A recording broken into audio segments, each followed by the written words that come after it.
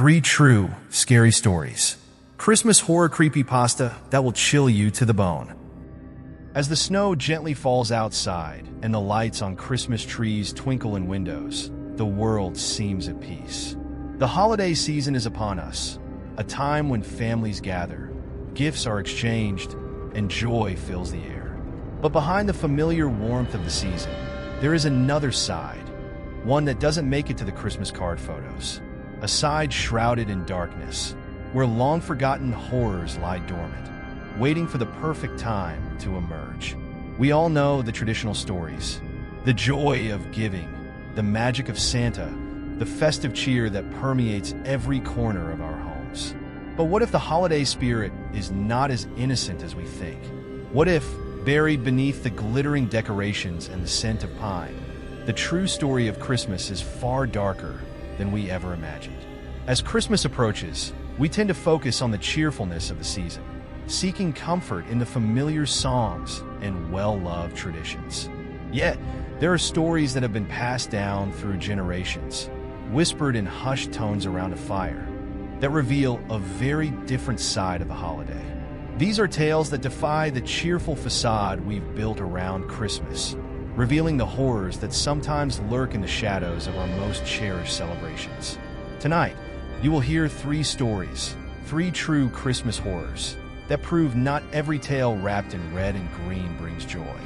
These are stories that twist the familiar symbols of the season, transforming them into something unrecognizable and unsettling. With every Christmas tree, every carol, and every bright light, you might start to wonder, what if there's something more sinister hiding behind the holiday cheer? Welcome to the darker side of Christmas, a place where joy fades into fear, and where the holiday spirit becomes something far more terrifying than you ever thought possible. As you listen to these stories, remember, not all Christmas tales are meant to warm your heart. Some are meant to chill your soul. So, brace yourself. The true Christmas story is about to unfold, and it's not what you expect. Story 1. The Christmas Tree Demon. The Johnson family had been eagerly anticipating their first Christmas in the old Victorian house they had recently moved into. After years of renting cramped apartments, they were excited to finally have a space they could call their own, a place to start new traditions. The house, though a bit worn and weathered, had an undeniable charm. Its high ceilings and creaky floors told stories of generations past, and the grand staircase that led up to the second floor was perfect for the holiday decorations they dreamed of. But as they began to settle in, something felt off. It was subtle, almost imperceptible, but it lingered in the air like an unspoken tension. The house seemed to have a life of its own. At first, they chalked it up to the unfamiliarity of a new home.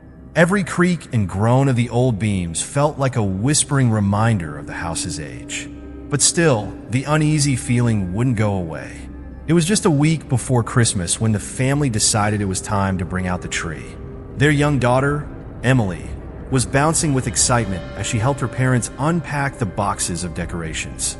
The smell of pine filled the air as they set up the tree in the corner of the living room, near the large window where they could look out at the snow-covered yard. The warm glow of the fireplace added to the festive atmosphere, and for a moment, it seemed like the perfect holiday setting. As they began hanging the ornaments, Emily found something unusual. Buried in the back of the attic, hidden among old boxes and dusty belongings from previous owners, was a strange ornament, a weathered wooden figure of an angel.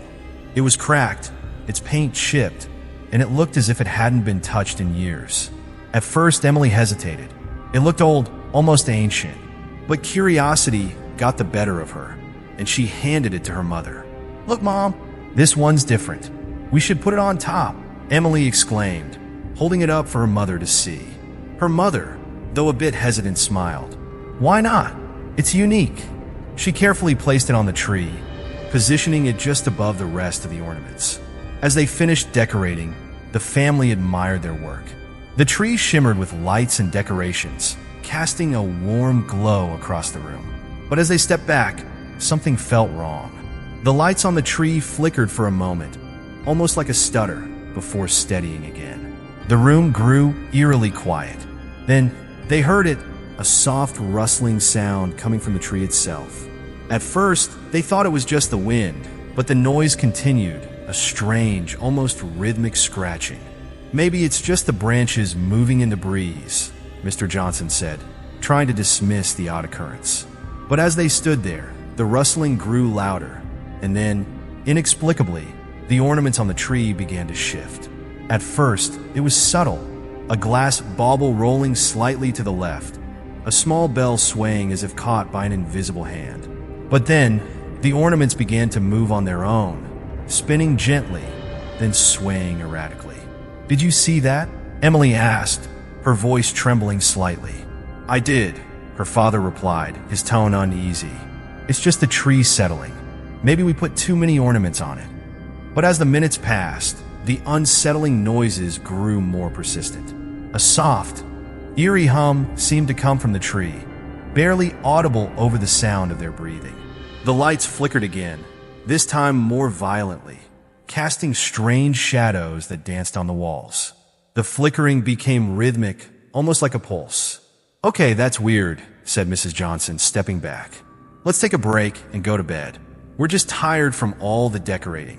That night, after the family had settled into bed, the house fell into an uneasy silence. But then, just as they were about to drift off to sleep, they heard soft, slow footsteps above them. The sound was faint but unmistakable. The attic, which had been completely empty earlier in the day, seemed to be alive with movement. "Did you hear that?" Mrs. Johnson whispered, her voice tight with unease. "Just the house settling," Mr. Johnson replied, but even his words lacked conviction. His heart raced in his chest as the footsteps above grew louder, echoing in the attic as if someone were walking up there. But there was no one. "Maybe it's the wind," he said again, though his voice wavered. They both lay in silence, straining to hear. The footsteps continued, growing closer and closer to the attic door, until the sound abruptly stopped. An eerie stillness hung in the air, thick and suffocating. The family tried to shake off the feeling of dread that had settled over them, but the strange events had only just begun. Unbeknownst to them, the tree had already begun to weave its dark influence over their lives, and soon they would learn that this Christmas was not going to be like any other. The ancient ornament on their tree had awakened something that had been waiting for just the right moment to make its presence known. The air was thick with unease as the Johnson family tried to settle into the holiday spirit, but something dark had taken root in their home. After the strange occurrences the previous night, the flickering lights, the moving ornaments, and the eerie footsteps from the attic, Mr. Johnson couldn't shake the feeling that there was more to the house than just old pipes and creaky floorboards. His curiosity got the better of him. He needed to know what was happening. Something wasn't right, and he had to uncover the truth. That afternoon, as the rest of the family went into town for a Christmas shopping trip, Mr. Johnson decided to venture back into the attic. Armed with a flashlight and a growing sense of dread, he slowly ascended the staircase to the upper floor. The air in the attic was cold and musty, and the silence pressed against him like a heavy weight. He moved cautiously among the forgotten relics of the house's past, all while his eyes darted around, searching for something, anything, that might explain the disturbing events they had been experiencing. His light fell upon the wooden floorboards, their surface scratched and worn from years of neglect. He knelt down and ran his fingers over the grain, noticing something that had previously escaped his attention. Strange, almost imperceptible markings etched into the wood. At first, they appeared to be nothing more than deep gouges, but as he focused on them, he realized they formed a symbol, an intricate pattern that seemed too deliberate to be the result of wear or accident. His heart skipped a beat as he recognized the symbol. It was an ancient seal, one that he had read about in an old town history book. The symbol, he now recalled, was tied to an old legend from the town's forgotten past. Long ago, the area had been plagued by strange disappearances and unexplainable deaths. People spoke in hushed tones about a malevolent spirit, a demon that had once been bound by the very families who had lived in the house. It was said to be a demon of wrath, a being that could manifest its power in the most unexpected of ways. The last family to live in the house had vanished without a trace, their belongings left untouched, and the house abandoned. The markings were not a random coincidence. The seal had been drawn to keep the demon contained, and somehow it had been disturbed, awakened. The Christmas tree, with its ancient ornament, had served as the catalyst. Mr. Johnson felt a cold shiver run down his spine. It was clear now. The house had not only been a witness to the demon's past, but it had become the demon's new prison, and the family's home was no longer safe. He quickly backed away from the markings, his breath shallow, his mind racing. He had to warn his family before it was too late. But it was already too late. That night, as the family gathered around the tree, the atmosphere had changed. The warmth of the fireplace did little to combat the chill that had settled in the house. The lights on the tree began to flicker again, this time more violently, casting long, unnatural shadows on the walls. Then, without warning, the tree shook, its branches trembling violently as if some unseen force were shaking it from within. The ornaments rattled and fell, crashing onto the floor with a deafening sound. The room was plunged into darkness. The family screamed, scrambling to turn on the lights, but it was too late. The room was filled with a low, rumbling growl that seemed to come from the very walls of the house. The temperature dropped, and an oppressive weight hung in the air, pressing down on them. The flickering of the tree lights revealed a horrifying sight. The face of a demon, twisted in rage, formed from the shadows and the glass ornaments. It was grotesque, its eyes glowing red with malice, its mouth open in an eternal snarl. The demon's face seemed to stretch across the tree, its horrific presence consuming the room.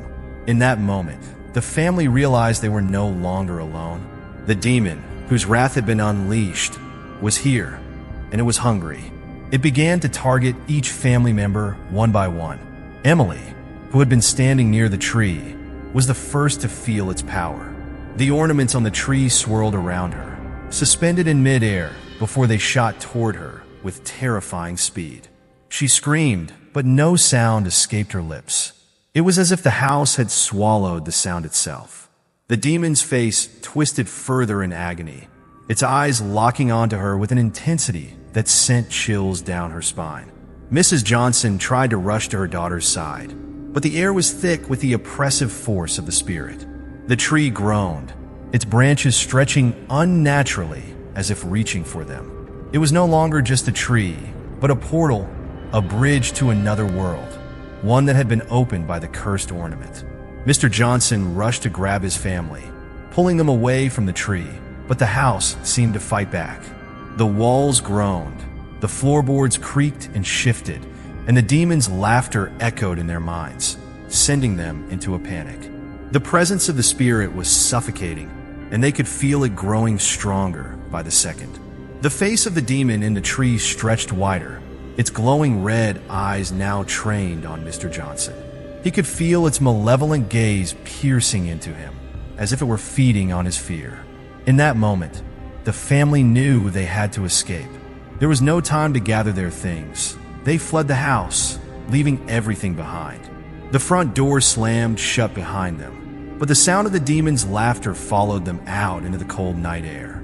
They ran as fast as they could, not daring to look back. But as they reached the end of the driveway, they turned for just a moment. In the window of the house, they saw it. The reflection of the demon's face, still twisted in rage, now staring out from the glass ornaments on the tree. The house was silent once more, but its sinister presence remained, waiting for the next family to move in. And so, the cycle would continue. The demon's wrath would never be quenched, and the Christmas tree would always be its gateway, a beacon for those foolish enough to disturb the ancient seal. Story 2. The Santa Claus Nightmare. Tommy had always been enchanted by the magic of Christmas. Every year, he eagerly awaited the day when he could race down the stairs to find gifts wrapped in sparkling paper and the smell of freshly baked cookies filling the air. But this Christmas, there was something different about the way he felt. For the first time in his young life, he wasn't just excited about the presents. He was desperate for one gift in particular, something that had eluded him for years. For as long as Tommy could remember, he had wanted a toy robot. Not just any robot, but one that could move, speak, and even play games with him. It was the one gift he had asked for year after year, and each time he had been disappointed. His parents had always told him Santa would bring it, but year after year, it never appeared under the tree. This Christmas, however, Tommy was convinced it would be different. He had written his letter to Santa with great care, ensuring it was perfect. He had asked for the robot, and deep down, he felt certain that this time, Santa wouldn't disappoint him. All day, Tommy could barely contain his excitement, counting down the minutes until bedtime. As the night drew closer, his anticipation grew. He could already picture the robot shining brightly under the tree, waiting just for him. That night, after finishing his dinner and setting out cookies and milk for Santa, Tommy climbed into bed, pulling the covers tightly around him. His room was dimly lit by the soft glow of the Christmas tree lights, casting long shadows on the walls. Outside, the snow fell gently, covering the world in a blanket of white. Tommy's eyelids grew heavy as he lay still, drifting off to sleep. But just as he began to slip into slumber, he heard it, a noise from downstairs, faint but distinct. It was the sound of footsteps, slow and deliberate, echoing in the silence of the house. His heart raced with excitement. Could it be? Was it finally happening? Was Santa really here? Tommy's mind raced with the possibilities. He had always dreamed of catching a glimpse of Santa, of seeing him with his own eyes. Without a second thought, threw off his covers and slipped out of bed, his bare feet landing softly on the cold wooden floor. He crept toward the door, careful not to make a sound. His parents were asleep, and the house was eerily quiet except for the rhythmic footsteps coming from downstairs. He tiptoed down the hallway, his pulse quickening with each step. As Tommy reached the top of the stairs, he peeked over the railing and saw him. The figure in the living room was dressed in a familiar red suit, trimmed with white fur. His large, round belly jutted out beneath the belt, and he carried a large sack over his shoulder, just like the Santa Tommy had always imagined. But something about this Santa didn't feel quite right. The man's movements were stiff and mechanical, as though each step had been programmed into him, not the fluid motions of a joyful, jolly old man. Tommy watched in growing unease as the figure bent down to place a gift under the tree. The man's back was turned to him, but Tommy couldn't shake the feeling that something was wrong. As the figure straightened up and turned toward the fireplace, Tommy could finally see his face. But instead of the warm, smiling expression he had always imagined, the Santa's eyes gleamed with an unnatural, chilling gleam. They were bright, almost glowing, and they seemed to pierce through the dim light of the room. Tommy froze, his breath caught in his throat. His heart pounded against his chest, and the excitement he had felt earlier turned to dread. The man's eyes locked onto Tommy's from across the room, and a cold chill ran down Tommy's spine. The figure didn't smile, didn't laugh, or say the words, ho ho ho, like he had always heard in the stories. Instead, there was an eerie silence as the figure stared back at him.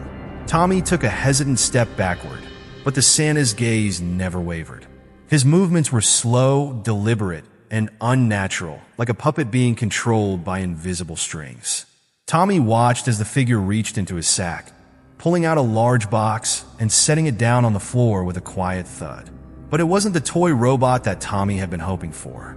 It was a large, ornate doll, its face twisted in a grotesque smile, its eyes wide and unblinking. The Santa slowly turned and began to walk toward Tommy, his feet dragging across the floor in an unsettlingly mechanical manner. The air grew colder with every step he took. Tommy's mind raced, his body frozen in fear. He had heard the stories, the ones his parents always dismissed as old wives' tales, stories of an evil Santa who would punish naughty children. But Tommy had always believed they were just stories, myths meant to scare children into behaving. Yet here he was, face to face with something far more terrifying than he had ever imagined. The Santa's eyes never left him, and with every step, his presence seemed to grow more oppressive. The figure reached Tommy, and in a low, raspy voice he spoke, his words cold and devoid of warmth. "You've been a good boy, haven't you, Tommy?" the figure asked, his voice not jolly but chilling, each word laced with an ominous tone. "I've come to give you a gift. Tommy's throat tightened, and he took a step back, but the figure reached out and grabbed his arm, its cold fingers sending a shock through his body. Tommy tried to pull away, but the Santa's grip was strong, unyielding. He was no longer the jolly man from the stories. He was something darker, something more sinister. "Do you want your Christmas wish, Tommy?" the figure asked, his eyes gleaming brighter than ever. "You've asked for a gift, but not all gifts are meant to be given." The air around Tommy grew thicker, suffocating him, and he realized with growing horror that this Santa was no mere man. He was something far worse. The shadows around them seemed to twist and writhe, pulling closer, as if they too were under the control of the figure in front of him. Tommy's mind screamed, but his body refused to move. He had asked for a gift, but this was not the gift he had imagined. This was a nightmare, and it was only just beginning. Tommy stood frozen in place, his heart racing as the cold, clammy fingers of the Santa figure tightened around his arm. He tried to pull away, but the grip was unyielding, as though the figure's hand were made of iron. His chest tightened, and his breath became shallow. For the first time in his life, he truly understood fear. This wasn't the warm, jolly Santa he had imagined. This was something far more terrifying. His mind screamed for him to run, to escape, but his body refused to cooperate. The figure's eyes were fixed on him, gleaming with an unnatural, predatory light, as though it was feeding off the terror that was growing inside him. The voice, when it spoke again, was even colder, and its tone carried a hidden malice. "You wanted a gift, didn't you, Tommy?" the figure rasped, its lips curling into a twisted, mocking smile. "You're in for more than you bargained for." Tommy's breath caught in his throat as the figure slowly began to turn toward him, its head jerking in an unnatural motion. At first, he thought it was just a trick of the light, but as the Santa-like figure fully faced him, he realized that the thing standing before him was not human. The face, the once friendly face that was supposed to be a source of comfort, was now a contorted, monstrous mask. The skin was pale and cracked, with patches of dark, rotting flesh, and the eyes were wide and black, resembling the hollow sockets of a skull. The nose had elongated into a twisted, sharp shape, and the mouth hung open, revealing rows of jagged, needle-like teeth. It was no longer the face of Santa Claus. It was something far darker. Tommy gasped, stumbling backward as the realization hit him like a punch to the gut. This was no jolly old man. This was a creature, something born of nightmares, and it wasn't there to deliver presents. It was there to take. The creature's voice came again, this time lower and more guttural. "I'm not what you think I am, little boy. I have come to feast on the fear of children like you. For years, I have masqueraded as Santa Claus, luring children with promises of gifts, only to consume their terror when the season of giving turns to the season of dread." Tommy's mind spun. This wasn't just some sick joke. This was real. The Christmas spirit that had once filled his heart was now tainted, corrupted by something far older and darker. The figure before him wasn't just pretending to be Santa Claus. It was a demon, a being of pure malevolence, whose sole purpose was to harvest the fear of children on Christmas night. As Tommy took another step back, trying to put distance between himself and the creature, the demon let out a low, sinister chuckle. It was a sound that sent a wave of cold dread through his entire body. "You should be honored, Tommy," the demon crooned. "I've chosen you to be my next feast. Your fear will give me strength, and your terror will be my Christmas gift." Tommy's heart raced, and panic surged through him. He couldn't let this thing take him. He had to think, had to escape. His mind raced, searching for any way out, but all he could hear were the creature's footsteps coming closer, the floorboards creaking with each step it took toward him. But then, in a flash of clarity, Tommy remembered something. The way the creature moved, stiff and mechanical, as if controlled by some invisible force. It was an unnatural way of walking, like it was bound by rules it couldn't break. If he could just find a way to disrupt its movement, he might have a chance. He glanced around, his eyes frantically searching the room. His gaze fell upon the Christmas tree. The lights were still twinkling, casting soft shadows across the room. And then it hit him. The lights, they weren't just for decoration. He could use them. With all the strength he could muster, Tommy shoved the tree, sending it toppling to the floor with a loud crash. The lights tangled together, sending sparks flying across the room. For a moment, everything seemed to freeze in place. The demon let out a hiss, recoiling from the sudden chaos as the lights flickered wildly. Seizing the opportunity, Tommy bolted toward the door, his legs pumping with desperate energy as he dashed down the hallway. Behind him, he could hear the creature's shrill cries of frustration, but he didn't dare look back. He ran with every ounce of strength he had until he reached his parents' bedroom. He slammed the door shut behind him and locked it, panting heavily. His parents stirred, groggily waking up from the noise, but Tommy couldn't find the words to explain what had happened. He could barely breathe, still haunted by the image of the creature's twisted face and the sound of its ominous voice.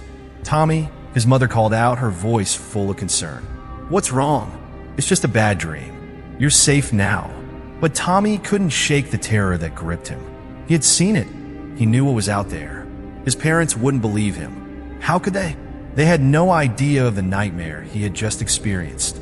They didn't know the truth, that the demon was still out there, lurking in the shadows of Christmas night. As Tommy lay in bed, trying to shake off the lingering fear, he couldn't help but listen to the soft whispers coming from downstairs. The house was still too still. His parents had gone back to sleep, but Tommy knew the truth. He knew that the demon was still waiting for him, waiting for the moment when he would let his guard down. The next morning, when Tommy tried to tell his parents about what had happened, they dismissed it as nothing more than a nightmare. They assured him that it was just his imagination running wild, but Tommy knew better. He knew what he had seen. He knew the creature that had posed as Santa Claus was real, and it was out there, somewhere, waiting. From that Christmas on, Tommy could never look at the holiday the same way again. The magic of Christmas was gone, replaced by fear and dread. Every year, as the season approached, he couldn't help but wonder if the creature would return, if it would come back to finish what it had started. Christmas was no longer a time of joy for him. It was a reminder of the terror he had faced and the creature that had hunted him. No matter how hard he tried, Tommy could never escape the truth that Santa Claus wasn't the one coming down the chimney that night. It was something far worse, something far darker, and it would be waiting for him always. Story 3. The Haunted Christmas Party. It was that time of year again, the time for the annual Christmas party at the Thompson family estate. The grand mansion, tucked away in a secluded corner of the countryside, was the perfect setting for a festive gathering. With its sprawling rooms and antique furnishings, it had always been the heart of the family's holiday traditions. Every year, the house was filled with laughter, food, and joy as cousins, aunts, uncles, and friends gathered together to celebrate. This year, however, something felt different. The invitation had arrived in an unusual way. Instead of the usual cheery card with an elegant red ribbon, this year's invite came wrapped in brown, weather parchment. The writing was done in an elegant, yet strangely erratic script, and there was an air of unease about it that sent a subtle chill down anyone who read it. The letter itself appeared to be much older than it should have been, as though it had been lying in the depths of some forgotten chest for decades, perhaps even longer. As each family member read the invitation, a sense of discomfort spread through the room. The words seemed innocent enough, inviting them to the annual Christmas party, but the unusual aura of the letter made everyone pause. The final line in particular gave them all a moment of hesitation. "Do not forget the past. The past will not forget you." Despite the unease the letter caused, the family decided to proceed with their plans, wanting to keep the tradition alive. After all, it was just an invitation, and they couldn't possibly know that it would be the beginning of something far more sinister than they could ever have imagined. The day of the party arrived with a quiet kind of anticipation. The estate, as always, was decorated in the spirit of Christmas. Evergreen garlands draped the walls, and the grand tree stood proudly in the main hall, adorned with shimmering ornaments and twinkling lights. The scent of roasted chestnuts and spiced cider filled the air, adding a festive warmth to the mansion. Yet, as the first guests began to arrive, there was an undeniable chill in the air. No matter how high the heat was turned up or how much wood was thrown into the fireplace, a coldness seemed to linger, an icy draft that couldn't be explained. Guests wrapped their coats tighter around themselves and exchanged concerned glances, but no one dared to speak out loud about the unsettling atmosphere that had taken over the estate. The warmth of the fire should have made everyone feel cozy, but it only served to highlight the strange coldness they couldn't shake off. As the guests settled in, they began to notice something odd. A set of old photographs hung on the walls of the dining room, faces of people none of them recognized. The pictures were faded and weathered, their edges curled and yellowed with age. Some were blurry, as if taken long ago in a time that felt distant and foreign. Even more strange was the fact that these unknown faces didn't belong to anyone in the family. There was an eerie quality to the portraits, as if the people within them were watching, waiting. A few guests couldn't shake the feeling that the house, as beautiful and grand as it was somehow watching them back. Whispers of ghost stories and rumors of the mansion's long-forgotten past began to circulate, though no one dared to speak too openly. It was supposed to be a night of celebration, and they didn't want to spoil it by bringing up the unsettling history the estate carried. As the evening wore on and the party grew more festive, the atmosphere remained heavy with a strange tension. The guests were all gathered around the grand fireplace, drinking eggnog and enjoying each other's company, trying to push past the discomfort. But it wasn't long before young Lily, Tommy's cousin, who had always been sensitive to the supernatural, couldn't hold her silence any longer. "There's something wrong with this place," she murmured under her breath, her eyes wide as she gazed around the room. "Do you feel that?" Her voice cut through the cheerful chatter, and the guests turned their attention to her. Lily had always been perceptive, often noticing things others couldn't. She was the kind of person who could sense things in a room, an energy that others missed. But this time, even the adults couldn't deny that something felt off. "I know what you mean," said Aunt Emma, a nervous laugh escaping her lips. "It's a bit colder than usual, isn't it?" But Lily wasn't talking about the temperature. "It's not just that," she whispered. "It's like something is watching us. Something old." Tommy's heart began to race as he noticed Lily's face drain of color. His cousin's eyes were fixed on something in the corner of the room, near the shadowy edges of the fireplace. A tall, shadowy figure seemed to move, barely noticeable against the dark background. Tommy blinked, thinking it was just his imagination, but when he looked again, the figure was still there, watching, unmoving. "Did you see that?" Tommy asked, his voice trembling. "I see it too," Lily replied, her voice barely a whisper. "It's not just in my head." The room fell silent, and for the first time that evening, the guests started to take notice of the shadows creeping across the walls. It wasn't just one shadow, but several, and they all seemed to be coming from the same corner. A few guests stood, stepping closer to inspect, but the figure was gone, vanishing as if it had never been there. "What was that?" someone asked nervously, but no one had an answer. The fire crackled, and the chill in the air grew more pronounced. The laughter and conversation slowed, and the once joyful atmosphere now felt heavy, as though the house itself was holding its breath. The old mansion, filled with the spirits of its past, seemed to be waking up, as if the Christmas party was an invitation for something far darker to emerge. And so, the evening continued, with the guests doing their best to ignore the strange feelings that had settled over them.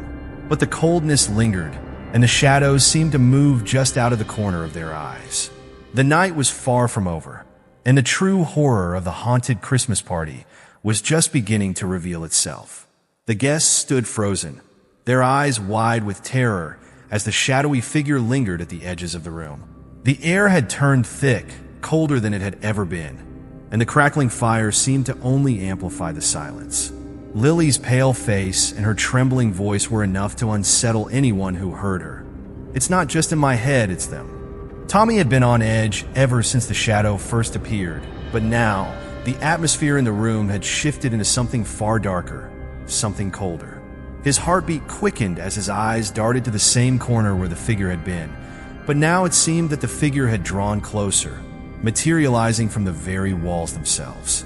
With a long, ghostly sigh, The figure's form began to take shape, its features coming into focus. The figure was no longer just a shadow, but a transparent, faded version of a person, a man who looked strangely familiar. He wore old-fashioned clothing, a dark suit with a waistcoat, the colors faded by time. His eyes, empty and hollow, stared out from beneath a head of matted, disheveled hair. "This is no ordinary ghost," Lily whispered. "This is someone who lived here, someone who never left." A cold wave of realization hit the family. The spirit was no stranger. It was Edward Thompson, the patriarch of the family who had been murdered in this very house decades ago. His murder, a mystery that had haunted the family for generations, was thought to have been an accident, a tragic misunderstanding. But the truth, it seemed, was far darker. The ghost began to speak, his voice low and mournful, carrying an eerie echo. "Do you think you're the first to celebrate Christmas here? Do you think your merry party will be the last?" His voice trembled with sorrow and rage. "I was murdered here on this very night, many years ago, and my death was never avenged." The room grew colder as his words sank in, and the guests backed away in horror. "You should have never come," the ghost continued, its voice laced with an unearthly sorrow. "The spirits of this house, of this family, never found peace. We were abandoned, betrayed by our own blood." Edward's ghost began to explain the tragedy that had taken place on Christmas Eve many years ago. How he had been murdered during a family gathering, his death buried beneath a veil of lies. The festive cheer of the holiday had been overshadowed by deceit, and ever since, the mansion had been haunted by the spirits of the wronged. Each year, they returned to seek justice, but no one had ever been brave enough to confront the truth until now.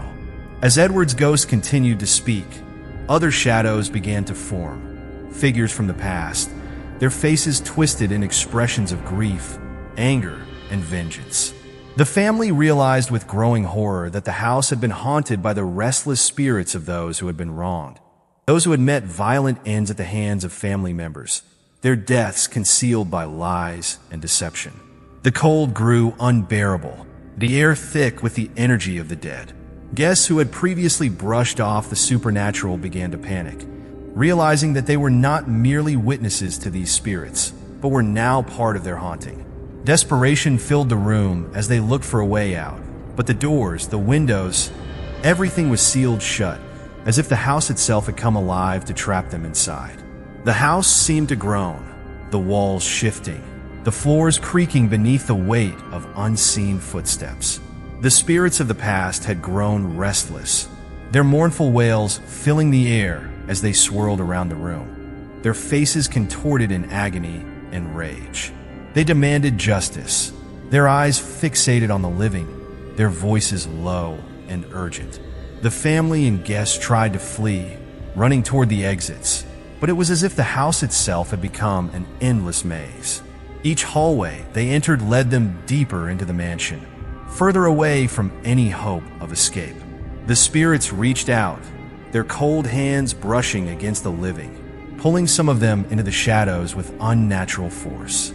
"Help me!" screamed one of the guests, as she was dragged into the darkness by invisible hands, her body contorting as if in the grasp of a nightmare. Another guest stumbled backward, but before he could reach the door, he was overcome by a ghostly presence, his body jerking and twisting as if possessed. The spirits were not only angry, they were hungry, feeding off the terror of the living. Each one of the trapped family members could feel their energy being drained as the spirits circled, their faces twisted in grim satisfaction. The mansion was no longer a home. It was a tomb, a prison for the wronged souls who would not rest until justice had been served. In the chaos, Tommy grabbed Lily's arm, pulling her toward the window. "We have to get out," he shouted, but the weight of the spirits seemed to press down on them, suffocating the very air around them. As they reached the window, Tommy struggled to break the glass, his hands trembling as he fought to escape the nightmarish reality they were trapped in. But before he could break through, a cold hand gripped his shoulder, and he turned around to find the ghost of Edward standing before him, his hollow eyes glowing with an unnatural light. "You cannot escape," the ghost whispered, his voice echoing in Tommy's mind. Not until the truth is revealed. Not until you face the past. In that moment, the house began to shake, the walls crumbling, the foundation cracking. The spirits screamed in agony, their bodies fading into the ether, but their voices echoed through the mansion, a chorus of rage and sorrow that seemed to tear the house apart from the inside. In the final moments, the entire mansion was consumed by flames. The fire spread quickly, devouring everything in its path. The spirits, their thirst for vengeance finally quenched, vanished into the smoke, leaving behind nothing but the charred remains of the once grand estate. The few family members who survived the night managed to escape just in time, their clothes singed, their faces haunted by the terror they had witnessed. As they stood outside, watching the mansion burn, they knew that they would never be the same. The past had come alive that night, and it had claimed its due. "I never want to celebrate Christmas again," Aunt Emma whispered, her voice filled with dread. "Not after what we saw." And as the survivors walked away from the ashes of the mansion, the last chilling thought crossed their minds. The invitation that had started it all, the strange letter that had been passed down through generations, still existed. Somewhere, in a forgotten drawer or on an old table, it lay waiting for the next unsuspecting family to receive it. The spirits, it seemed, would never rest. The haunted Christmas party would continue, year after year, as long as the invitation found its way into new hands. And in the distance, through the smoke and haze, a shadowy figure seemed to watch, waiting to begin the cycle anew. As the final embers of the fire flickered out in the distance, the chill of the night seemed to grow colder.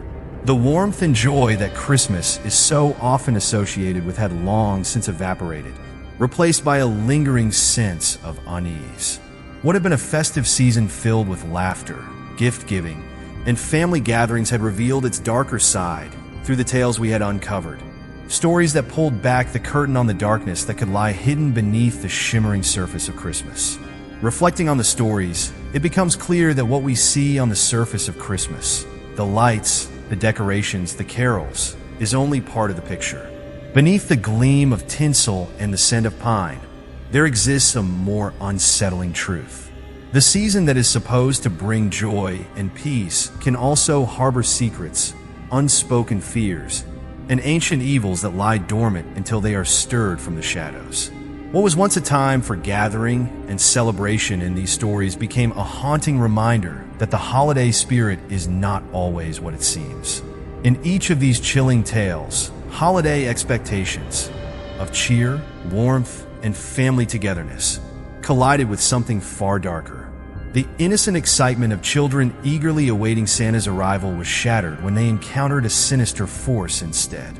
The warmth of a Christmas gathering turned into a nightmare when the spirits of the past returned to claim their justice. The traditions we hold dear, the rituals we embrace with wide-eyed optimism, were twisted into moments of terror. It's the clash between innocence and fear, the joy of the holiday season, and the dread of what might be lurking just out of sight. Through these stories, the fear of the unknown became palpable. Christmas, often seen as a time to escape the stresses of the year and surround ourselves with the comfort of family, also brings with it a reminder that not everything is as it seems. The festive lights, the songs, and the smiles can mask much darker truths that may not be so easily swept aside. The holiday season, while celebrating warmth and togetherness, can also expose the fragility of that comfort as things beyond our understanding peek into our lives, waiting for the right moment to strike. The final message that the stories leave behind is not just one of horror, but of reflection. Christmas, as we know it, is not just a time of joy. It is a season that can serve as a reminder of the horrors that lie just beyond the surface, hidden beneath the festive glow. The question lingers: what if this year something is watching you, waiting for its turn?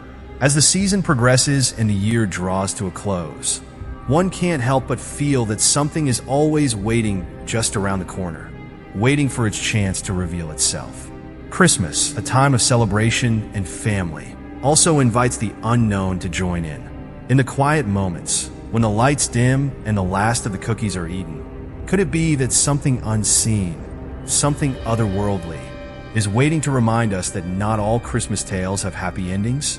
Perhaps the most chilling thought of all is the one that remains long after the final gift has been unwrapped, the last carol sung. It is the realization that while the holidays bring joy to many, they also bring with them the shadow of something darker, something that exists just outside the realm of the festive cheer. And one can never be quite sure when it will return, just waiting patiently to be uncovered.